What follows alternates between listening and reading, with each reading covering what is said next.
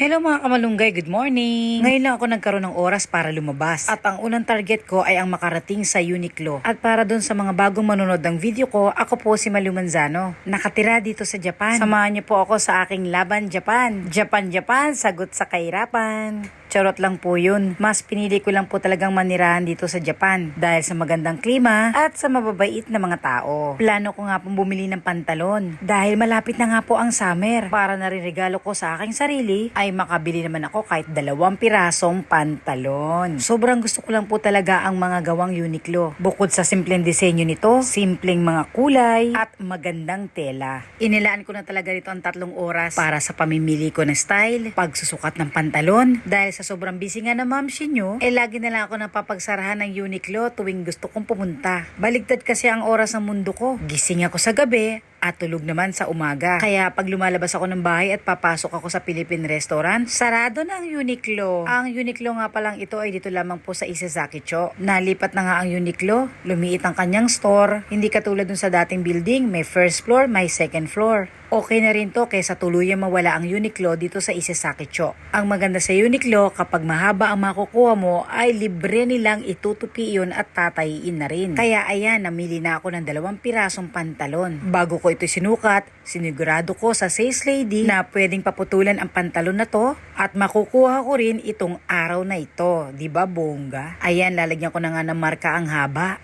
Sobrang laki ng mapuputol. Kasi naman ang iksi lang po ng hita ko. Mabuti na nga lang at pumayat na ako. Hindi katulad nung dati, mataba na, maiksi pa mga hita.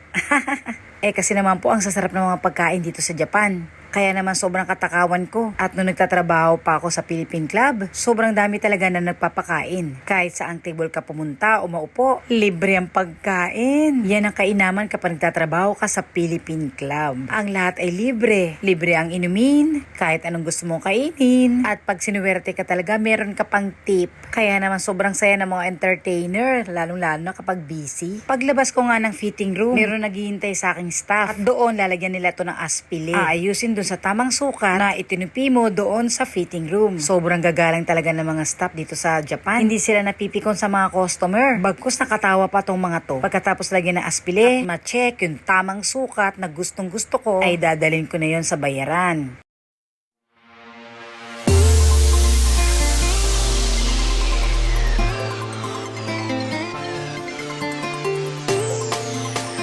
Ang halaga ng pantalong nabili ko ay nasa 7,980 yen. Sa Philippine money, nasa 2,890 pesos. Parang pag kino-convert ko sa Philippine money ay namamahalan ako. Para sa akin talagang ganun ang presyo ng mga pantalon. Kaya yung mga gamit ko ay talagang iniingatan ko. At tumatagal to ng ilang taon. Halos ang lahat ng pantalon ko ay binili ko nga rito sa Uniqlo. Dahil hindi nagbabago yung tela, hindi tumitigas kahit ilang laban na, at swak na swak yung fitting. Ewan ko kung ako lang nakaka-experience ng ganun ha. Kaya comment down below kung ano mga experience nyo sa mga pantalon na bibili nyo dito sa Uniqlo. Meron pa akong sukli. Hahanap naman ako ng mga blouse para iterno dito sa pantalon na nabili ko. At promise iingatan ko ang mga pantalon na to kahit umabot pa ng 10 taon.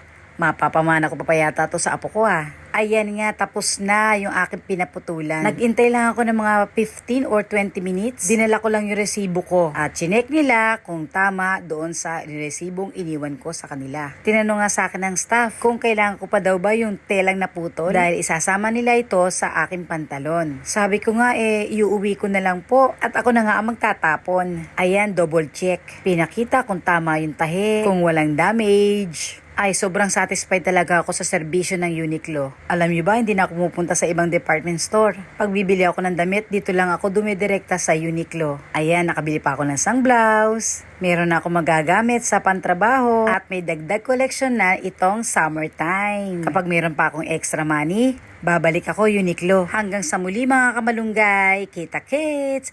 Bye!